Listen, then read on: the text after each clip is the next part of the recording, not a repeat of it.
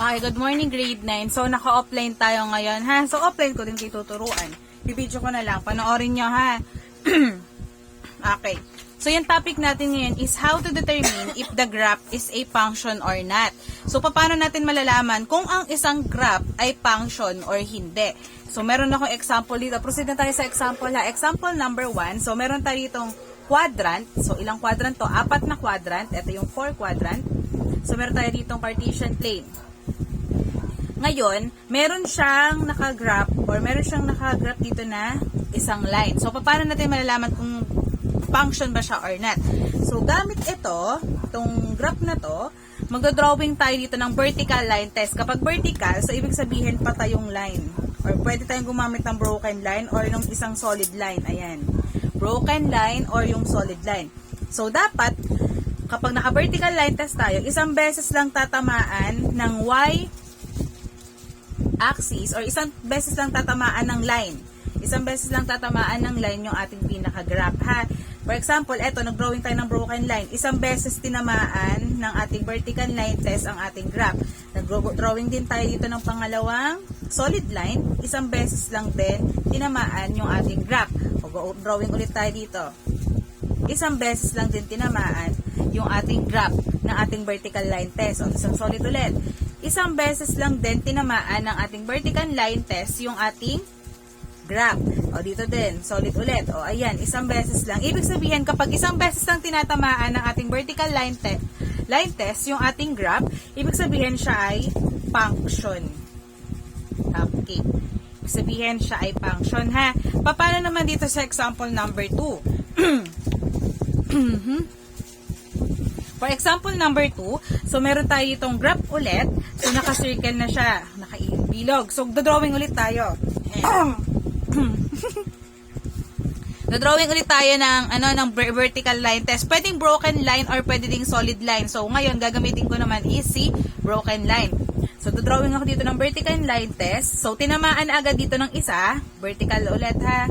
Broken. Ituloy natin. So, pangalawang beses tinamaan yung ating graph. O, dito ulit. Yan. Ibig sabihin, dalawang beses tinamaan ulit si ating graph ng vertical line test. Broken ulit. O, meron ulit dito. Isa. Yung pangalawang tama. Ibig sabihin, kapag dalawang beses or tatlong beses or mas marami, ibig sabihin siya ay not function. Naiintindihan ba grade 9? Kapag isang beses lang tinamaan si graph ng ating broken line or ng solid line or kung tinatawag nating vertical line test, ibig sabihin pag isang beses lang tinamaan ng ating vertical line test, siya ay function. Pero kapag maraming beses, kung 2 or more na tinamaan ng vertical line test ang ating graph, ibig sabihin siya ay not function. Nagkakaintindihan? Okay, next. Example number 3 naman tayo. So, meron tayo ditong graph ulit. Ito yung pinaka-Cartesian plane natin. Ito naman yung ating pinaka-graph. So, drawing tayo ng vertical line test ng broken line. So, ilang beses tinamaan si number 3. So, madaming beses siyang tinamaan ng ating broken line. So, ibig sabihin, pag mas maraming tama, ibig sabihin siya ay not function. Naintindihan ba? Kapag naintindihan, paki-heart ng aking video, ha? Kapag hindi naintindihan, mag-chat kayo sa akin. Okay, next example ulit. Wala akong eraser.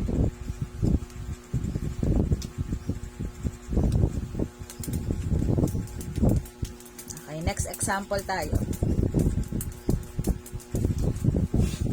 Okay, example number 4. Example number 4 tayo. Drawing ulit ako ng Cartesian plane. Tapos, mag-graph ulit ako. Okay. Drawing ako ng panibagong graph. Ayan. Example number 4. Magagawa tayo ng vertical line test o vertical, broken line muna. Gawa tayong broken line. O yun, tinamaan agad. Isang beses. O, sunod naman. Isang beses ulit, tinamaan. Broken line. Isang beses ulit.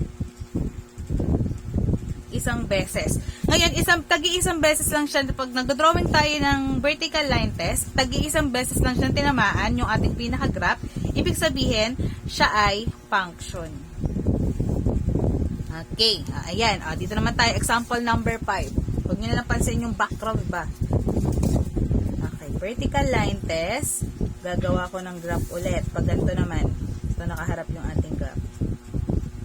Ayan, may graph na tayo ha. So, drawing ulit tayo ng vertical line test. O, solid line naman tayo. Ayun, tinamaan agad. O, pangalawa. 2 beses tinamaan ng ating vertical line test yung ating graph. O, sunod naman, dito ulit. 2 ulit. Kada vertical line test, tagda-2. Ayan, dito ulit, tagda-2. So, ibig sabihin, pag 2 or more na beses siyang tinamaan ng ating vertical line test, yung ating graph, siya ay not function. Okay na, grade 9. Okay, yan. Tapos na tayo sa example number 5. So, magpapasit work ako sa inyo, ha? Sheet work. Ang ilalagay nyo lang kung siya ba ay function or not function. Okay. Isusulat nyo lang is function. Sa sheet work natin, ha? Sheet work. Ulit. Sheet work number. Anong number na ng sheet work nyo? Hindi ko na rin tanda. Basta sulat nyo sheet work number, tapos date ngayon, 09/06/24. Ayan yung date. So, susulat nyo lang, ang isasagot nyo lang is kung function siya or not function. Yan lang susulat nyo, ha. Function or not function. Isusulat nyo. So, ito yung number 1.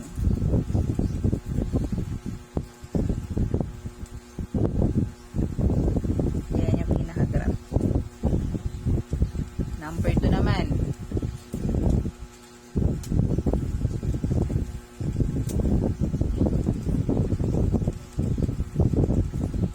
Ayan yung pinaka-graph. Number 3.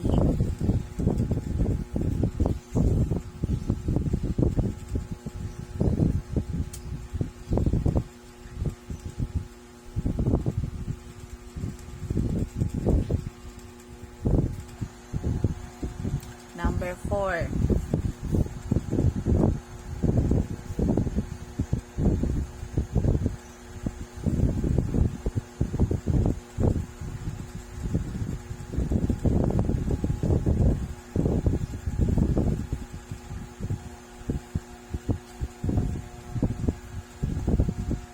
Ayan. Apat lang na sheet work ang gagawin nyo.